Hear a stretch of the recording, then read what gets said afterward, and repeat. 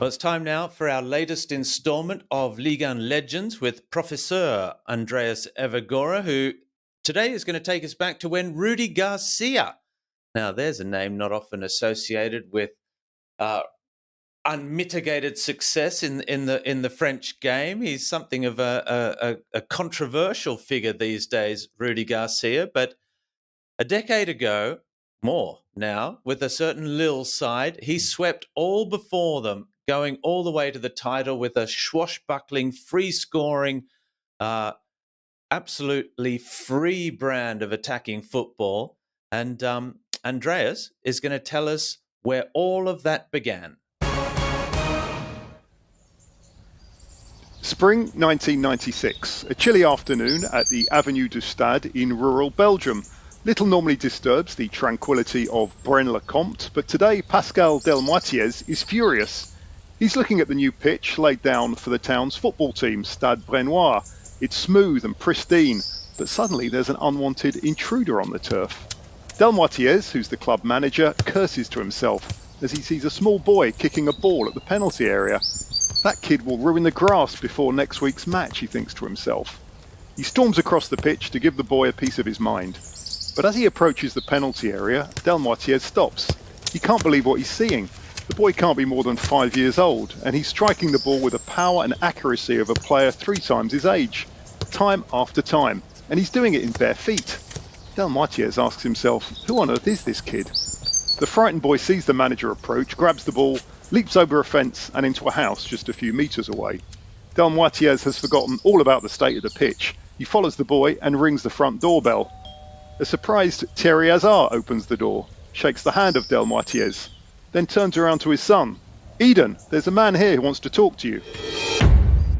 11 years later, 2007, Delmoitiez had no trouble persuading the young Eden to play for Stade Brennois. Now, after a couple of years at regional club Tubize, Hazard is wanted around Europe. At 16, Hazard already has everything. 2-footed, brilliant control, passing, pace, dribbling ability, and that powerful shot developed on the pitches of Braine-le-Comte. Lille aren't the favourites to sign Hazard, but they do have an ace up their sleeve. The club is little more than 1 hour's drive from the Hazard family home in French-speaking Braine-le-Comte, and it helps that Hazard is a Ligue 1 fan and hero worships Zinedine Zidane. Lille's academy director, Jean-Michel Van Damme, drives to Belgium. He persuades the Hazard that the young Eden will easily settle at Lille and have the chance to play with the pros. The Hazard family agree, and Lille pull off one of the transfer coups of the century, one that will steer them to a first league title in 57 years. 3 years later, July 2010, Lille club owner Michel Seydoux, who is a famed film producer, has big plans for the so-called dog. He knows the Northeast is a football-mad region, but Lille's heyday was in the post-war period when they were twice French champions and won the cup 5 times. Seydoux is planning a new stadium to replace the 19,000 Stade Lille Métropole, and the club have bought cheaply but wisely. Fans are warming to coach Rudy Garcia, whose attacking team has finished 5th and 4th in the last 2 seasons. Seydoux's aim for the new season is to stay in the top 5. He's rejected a €12 million offer for Hazard from Turkish giants Fenerbahce, and transfer requests from Gervinho, who's courted by Liverpool, defender Adil Rami, and midfielder Yohan Cabaye. But that means finances are tight. The only permanent arrival is misfiring forward Moussa Sow on a free transfer from Rennes. Some fans doubt Sow will be the man to make an impact. After all, he's only scored 3 goals in the previous season. Hazard is another matter. Though predecessor Claude Puel hesitated to play the precocious youngster, Garcia knows the Belgian is capable of greatness. Hazard debuted for Lille at 16 and a year later became the youngest ever scorer for the club. Garcia is keen to shield Hazard and his team. At a July 2010 press conference, he insists that competing with the 3 favourites in Ligue 1 is unrealistic. If we come 4th again, that will be a good season, he tells reporters. Hazard is asked about the campaign ahead. Yes, Marseille, Bordeaux and Lyon are the favourites, but why not try to finish above all 3? The 21st of November 2010, Stade Lille Métropole. After a poor October that leaves Lille down in 8th, Les Dogs are top of the league for the first time in 5 years after a 2-1 win against Monaco. Hazard is unplayable, skipping past opponents with ease and setting up goals for Ludovic Braniac and Pierre-Alain Frot. November 2010 would be a vital month. 2 weeks later, Lille host Lorient. A massive dump of snow delays the game for 24 hours, but fans who do brave freezing temperatures are rewarded with a classic. A crazy game, a real battle on a pitch that deteriorated in the second half. Gervinho has one of his greatest games in a Lille shirt, so scores a hat-trick, already his second of the season. Lille are on a roll. They win 6-3. At Christmas, it could hardly be closer. Lille a point clear of PSG, Rennes and Lyon, with Marseille 2 further back. For Hazard and co, there's all to play for.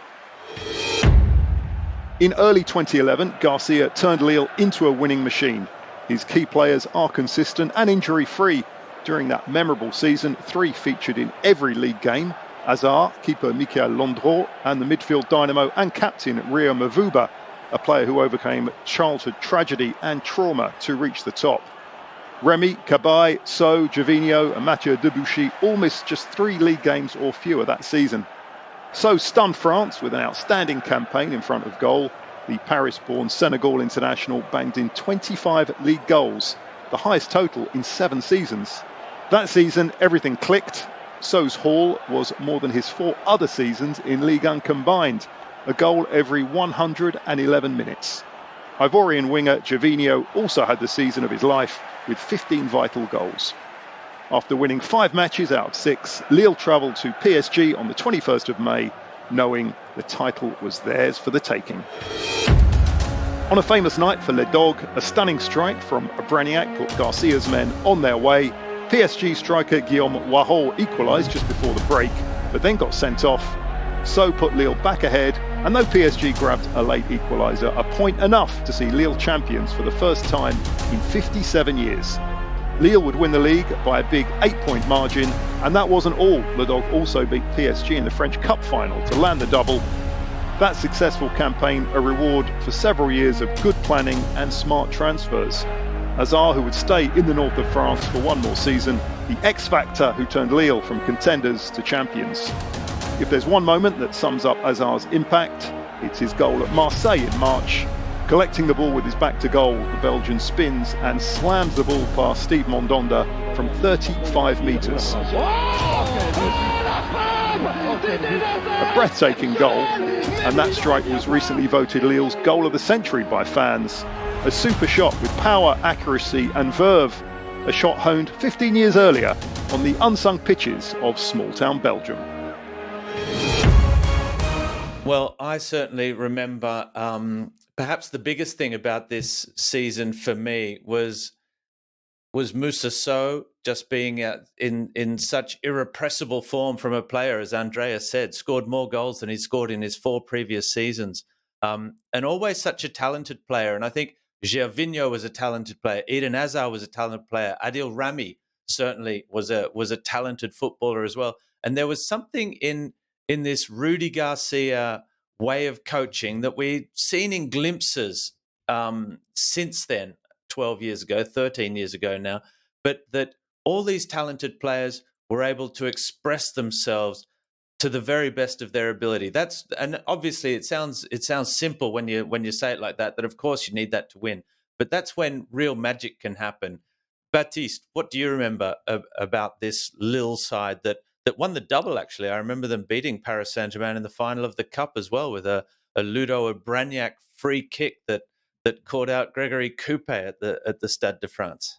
I just remember them as being a young, unassuming, quite humble side that just got there faster than planned in a way. I mean, Rudy Garcia had done really well at Le Mans, I think, getting his teams to play attractive football despite, limited financial power, and they had to be creative.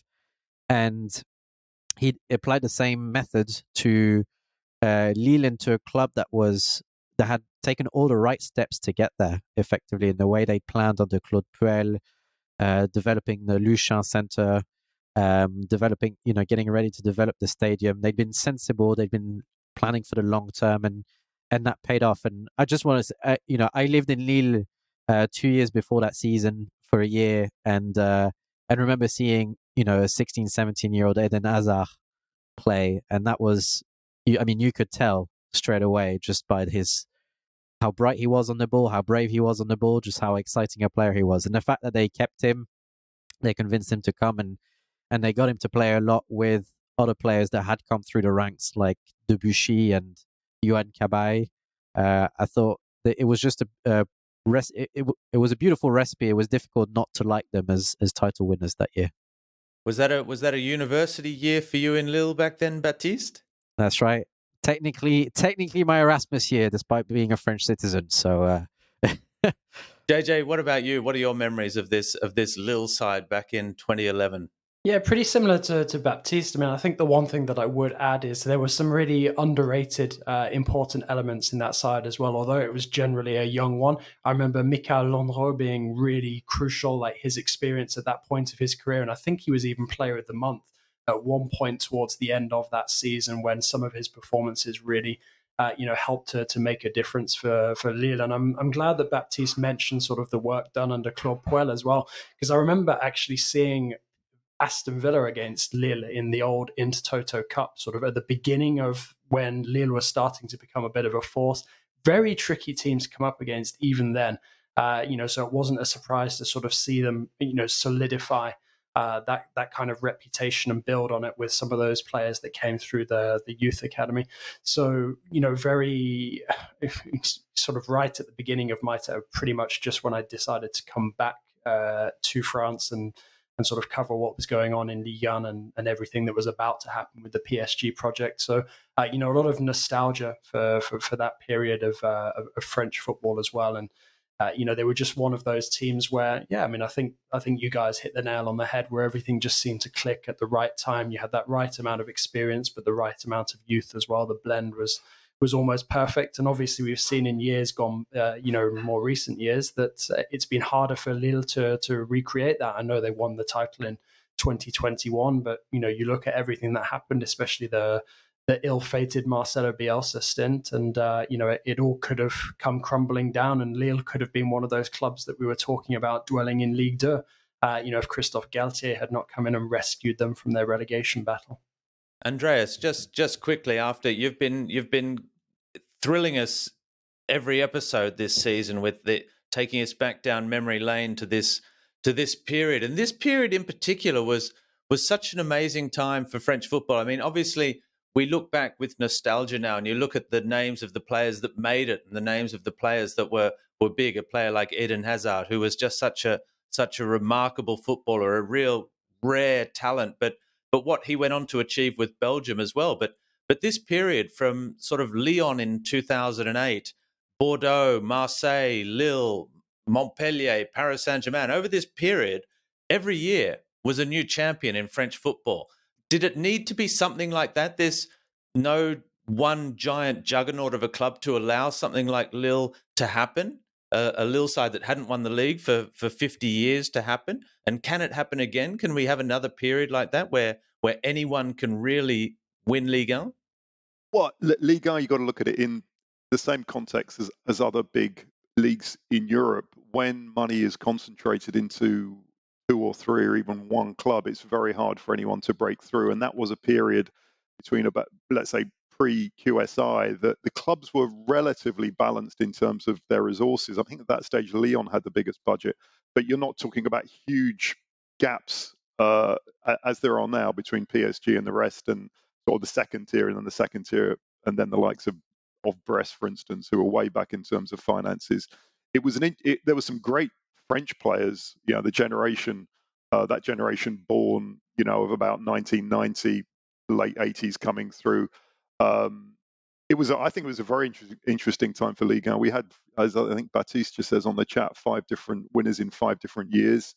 I find that very difficult to see that happening in Ligue 1 or any big league, because the titles attract the money attracts the players, and it's this sort of vicious circle, if you want to call it that, to put it in a negative way. So I don't think we'll see that in France or really in any other league where you get 5 different winners in 5 years. And Lille, they lost. I don't think they were ever going to keep a generational talent in Eden Hazard, but even the other players we talked about, most of them left fairly quickly, didn't they? And Lille were kind of not even top 2, top 3 within a few years. And so did the coach, Rudy Garcia, as well. And that he left he left a club that wasn't ready to go on with it either. I mean, it's never easy when you lose so many quality players, but it's been a criticism of Rudy Garcia leveled at him since then at clubs that he's left as well. Join in the conversation at Ligue 1_ENG for English on Twitter/X. And of course, like and subscribe to the podcast on all your favorite podcast platforms.